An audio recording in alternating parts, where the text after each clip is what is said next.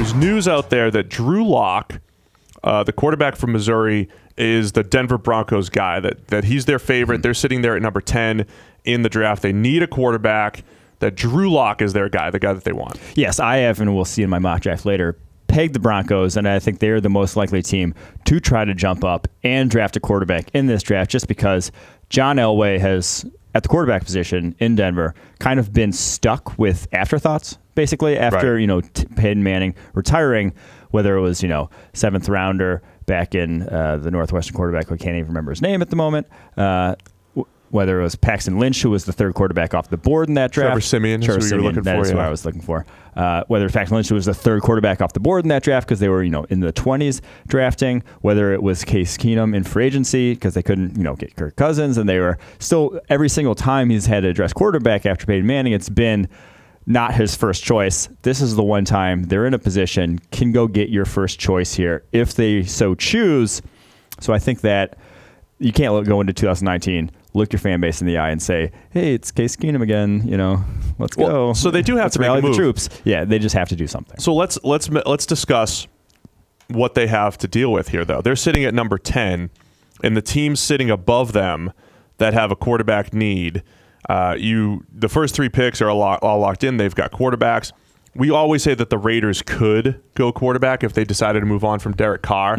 But as far as actual need, you've got the Giants at 6, the Jaguars at 7. Those are the big ones sitting ahead of them. How much do you think this is?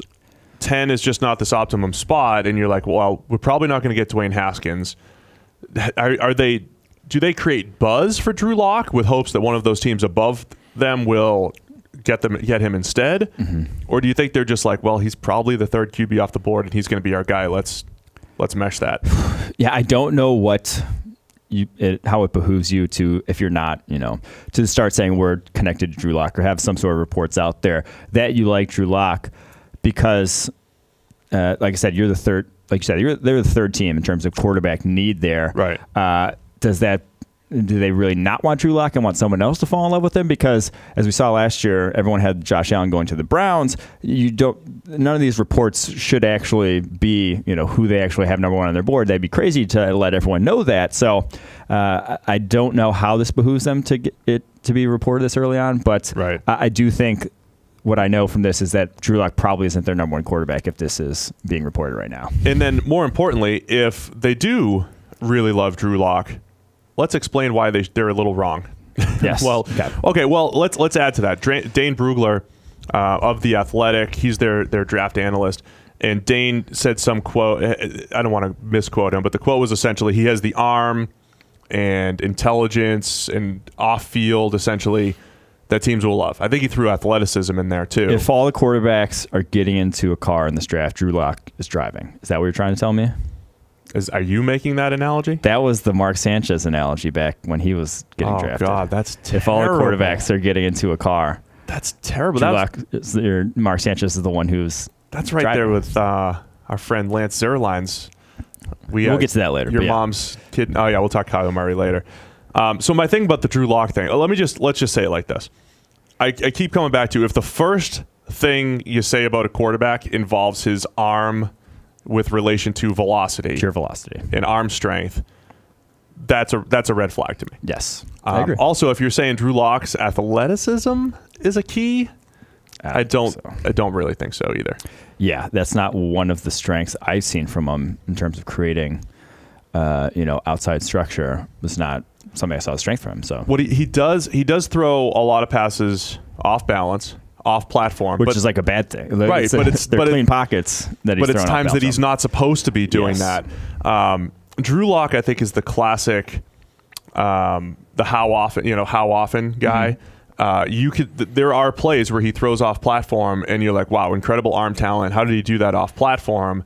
And then there are plays where it's just a disaster, and he doesn't need to be doing that. He doesn't need to be, throwing without his feet set.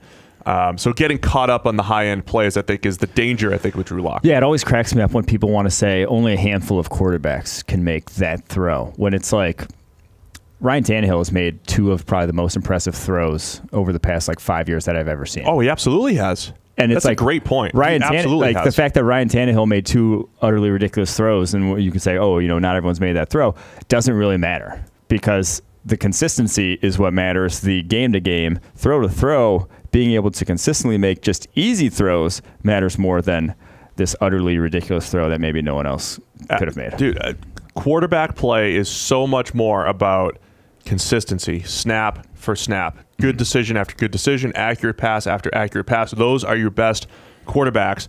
Other positions, I think it's more reasonable to get caught up in the high-end plays, like maybe free safety. Like, if you've got this highlight reel of crazy plays at free safety, and you know that it's going to translate, that's probably more valuable. It's more valuable than a highlight reel at quarterback, because all the there's so many more plays in between where the quarterback needs to be good, right? You can't you can't miss a million swing passes and then just hit a 50-yard bomb to offset it. It's just not the way the position works. So buyer beware is where we are, I think, on Drew Lock when it comes to the top 10. I will say with Drew Lock, though, I can't, in this draft like this, last season I faulted teams. If you were drafting Josh Allen, I just thought you were wrong. Like, I thought that was just not the place to do it in the high end of the draft.